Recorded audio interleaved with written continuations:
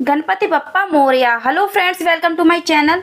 आज मैं आपके साथ में शेयर करूंगी कि गणेश चतुर्थी के दिन आप अपने घर पर गणपति स्थापना कैसे करें। फ्रेंड्स, भाद्रपद माह के शुक्ल पक्ष की चतुर्थी तिथि को गणेश चतुर्थी का त्योहार मनाया जाता है। वर्ष 2025 में गणेश चतुर्थी का उत्सव 27 अगस्त को मनाया जा रहा है। इसके साथ ही गणेश स्थापना का शुभ मुहूर्त सुबह 11:05 से लेकर के 1:40 तक है। तो चलिए वीडियो शुरू करते हैं। फ्रेंड्स, गणेश चतुर्थी के दिन हम चौकी लगा लेंगे। चौकी पर लाल या पीला कपड़ा बिछा लेंगे और जो हम गणेश जी की मूर्ति लाए हैं उनको हम चौकी पर अक्षत का आसन या फिर पुष्पों का आसन देकर के विराजित कर लेंगे। फ्रेंड्स, गणपति जी की मूर्ति को गणेश चतुर्थी के दिन ही लाया जाता है और उनको लाल या पीले वस्त्र से ढक करके लाया जाता है। आप गणेश चतुर्थी से एक दिन पहले शाम को भी गणेश जी की मूर्ति अपने घर पर ला सकते हैं, लेकिन आप उनका चेहरा ढका रहने दीजिए। जब आप सुबह गणेश चतुर्थी के दिन उनका पूजन करेंगे, चौकी की स्थापना करेंगे, तभी आपको उनके चेहरे से कपड़ा हटाना चाहिए और मुख दर्शन करना चाहिए। इस प्रकार से फ्रेंड्स, हम बड़े गणपति जी के साथ में अपने घर के गणपति जी को भी चौकी पर अक्षत या फिर पुष्पों का आसन देकर के विराजित कर लेंगे और उनके साथ में रिद्धि सिद्धि माता को सुपारी रूप में मान करके चौकी पर विराजित कर लेंगे। फ्रेंड्स,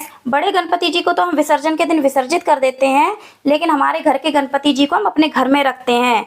वह हमारे घर के सभी विघ्न हरते हैं, उनको हम विसर्जित नहीं करते हैं। साथ में हम रिद्धि सिद्धि माता को भी अपने घर में ही रखते हैं।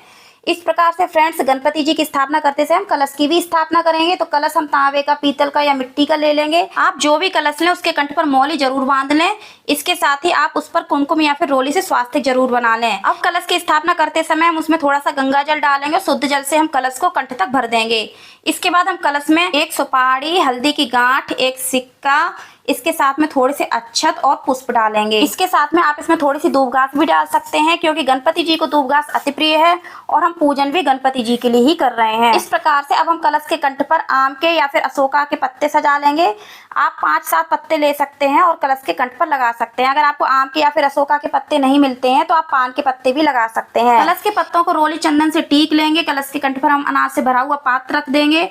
अनाज में आप गेहूं, जौ या फिर अक्षत किसी का भी यूज कर सकते हैं। इसके बाद मैंने चौके पर अनाज का अष्टदल कमल बनाया है, उस पर हम कलश को विराजित कर देंगे।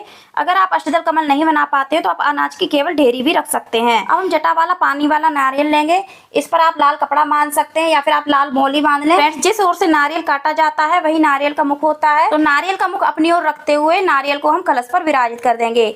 अगर आप खड़ा नारियल रखना चाहते हैं तो नारियल का मुख आपको ऊपर की ओर रखना चाहिए। इसके बाद एक शुद्ध देसी घी का दीपक अनाज की ढेरी का आसन देते हुए हम चौकी पर विराजित करेंगे।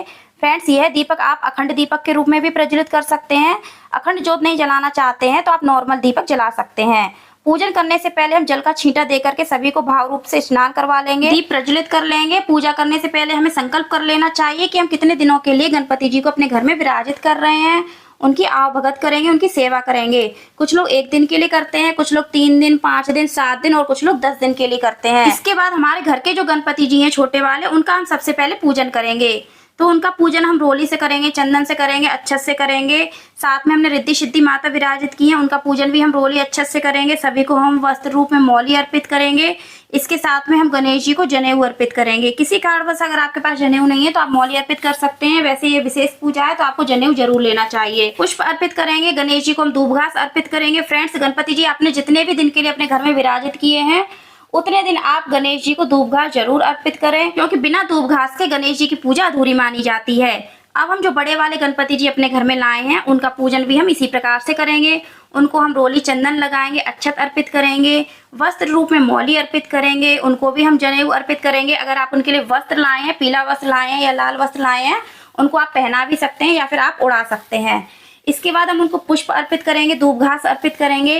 अब हमने जो कलश स्थापित किया है तो कलश का पूजन भी हम रोली चंदन से करेंगे। दीपक स्थापित किया है तो दीपक का भी हम पूजन करेंगे रोली चंदन से। अक्षत अर्पित करेंगे। फ्रेंड्स, दीपक का पूजन भी हमें करना चाहिए, क्योंकि दीपक हमारी पूजा का साक्षी होता है। इस प्रकार से हम कलश को पुष्प अर्पित करेंगे। भगवान गणेश जी को हम इत्र लगाएंगे, तो आप इस प्रकार से इत्र लगा सकते हैं या फिर आप रुई में थोड़ा सा इत्र लगा करके गणेश जी को अर्पित कर सकते हैं। अब हम गणेश जी को धूप दिखाएंगे और भोग लगाएंगे। फ्रेंड्स, गणेश जी आपने जितने भी दिन के लिए अपने घर में विराजित किए हैं, इतने दिन आपको अपने गणेश जी का खूब आदर भाव सत्कार करना चाहिए। जैसे कि आप एक मेहमान का खूब स्वागत करते हैं, सत्कार करते हैं, सेवा करते हैं, उसी प्रकार से आपको गणेश जी की करनी चाहिए। तो आप उनको उनकी मनपसंद चीजों का भी भोग लगा सकते हैं। जैसे मोदक उनको अति प्रिय है तो आप उनको मोदक का भोग लगाएं, ड्राई फ्रूट्स का भोग लगाएं। इसके साथ ही फ्रेंड्स, यहाँ पर मैंने गरी और गुड़ का भोग लगाया है। यह भोग गणेश जी आपने जितने भी दिन के लिए अपने घर में विराजित किए हैं उतने दिन यह भोग उनके पास रखा रहेगा, इसको बदला नहीं जाएगा। मीठे पान का भोग लगा सकते हैं। इसके अलावा आप पान का बीड़ा जिस पर आप सुपारी, लौंग, इलायची का जोड़ा रख करके गणेश जी को भोग जरूर लगाएं। इसके साथ ही आप उनको फलों का भोग लगाएं। आप 5 प्रकार के फलों का भोग लगा सकते हैं या फिर आप 1 प्रकार के फल का भोग भी लगा सकते हैं। इन सब के अलावा फ्रेंड्स आपके घर में सुबह और शाम जो भी भोग बनता है आप उसका भोग अपने घर में गणेश जी को लगा सकते हैं। लेकिन ध्यान रखें, भोजन पूर्ण रूप से शुद्ध और सात्विक होना चाहिए। उसमें प्याज लहसुन बिल्कुल भी नहीं होना चाहिए। आपने जितने भी दिन के लिए गणेश जी अपने घर में स्थापित किए हैं आप उनको प्रतिदिन बदल बदल कर उनको उनके प्रिय भोग भी अर्पित कर सकते हैं। इसके बाद हम उनको दक्षिणा अर्पित करेंगे। फ्रेंड्स ये दक्षिणा आप चाहे तो पहले दिन अर्पित कर दें या फिर आप जिस दिन उनकी विदाई करेंगे, विसर्जन करेंगे, उस दिन आप उनको अर्पित कर सकते हैं।